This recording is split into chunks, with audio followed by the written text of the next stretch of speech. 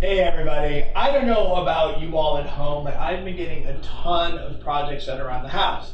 But there's one little thing that's been bothering me a lot. So I go down to our basement where I keep all my tools. I grab my toolbox and, okay, it's time for true confessions. This is my toolbox. Take a look at what it looks like inside. It's a mess. It's like random things from past projects, bits and pieces, tools, leftover screws. I can never find anything I need because it's all a complete mess. So when it comes to something like taking a screw off of a switch plate, it takes me forever. So today what I'm going to do is put together my little kitchen essential toolbox that I'm going to keep under my kitchen sink. And I don't care who you are. I don't care if you've got a huge farm with a barn full of tools, or if you live in a penthouse apartment in New York. If your spouse does all the handiwork, everyone needs a little set of essential tools underneath the kitchen sink for those quick jobs that you can do yourself, all right? So let's get started with what you actually need. First thing you're gonna want is a container. Don't just throw these tools in your kitchen drawer because they're gonna get all lost with everything else that gets thrown into that junk drawer. So find a nice container. I found this little metal box. Shoe box will do, an old tray, a shoe carton, whatever. Just make sure it fits in the drawer or underneath the sink and it's small enough and has a handle so you can grab it quickly, all right? So let's start filling it with our tools. Here's my regular hammer, good old wooden one. Can like build a house if I wanted to with it. You don't need this in your kitchen toolbox. Find a smaller hammer, something like this. I like a rubber handle. All you're gonna really need this for is when you're hanging pictures, you need to tap something into place or take a nail out of the wall. Nothing big, something small, something handy. All right, next essential are screwdrivers. So conventional wisdom is always you need a flathead and you need a Phillips. Usually you'd say get each of these, but if you've ever gotten one of these and then you have something really small like the battery on your kid's toy you need to get out and this is too big, or the flathead is too small for something, so I suggest a socket screwdriver set.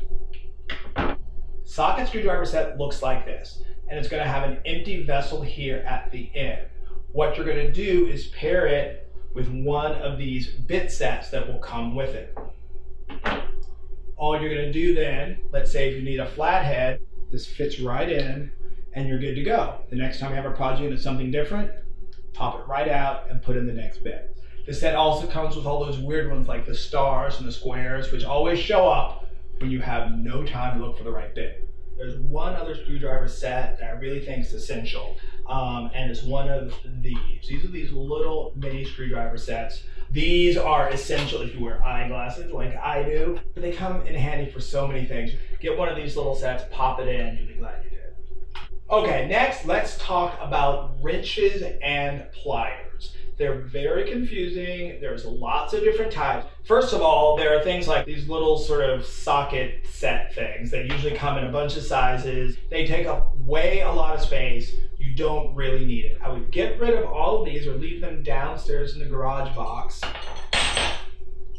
and get an Allen wrench instead. You can open and close to any size nut. This is perfect for things like assembling the kid's bicycle or holding a nut in the back of the kitchen cabinet tight while you screw in a knob or something like that. Next is a pair of regular pliers. These are great not only for wrenching things open, but also just for holding things in place.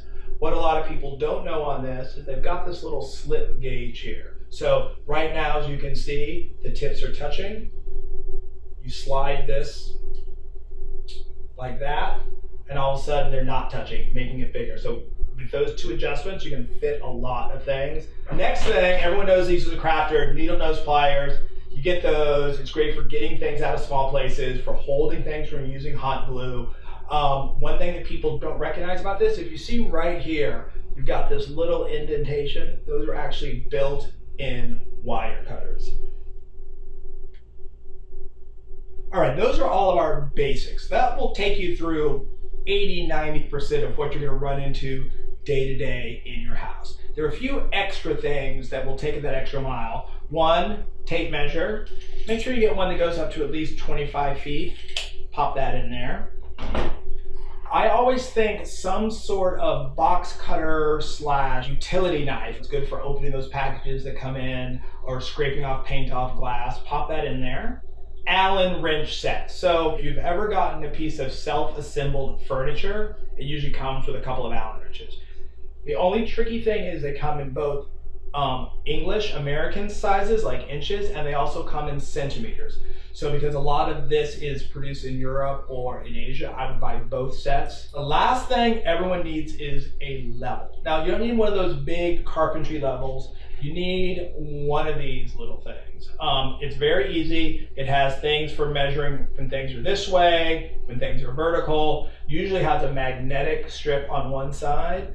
It's great for simple things like, I'm hanging a picture, is it straight? These are actually called torpedo levels because they look kind of like a torpedo. So get one of these, it's all you're gonna need for a lot of projects. I'm gonna pop that in.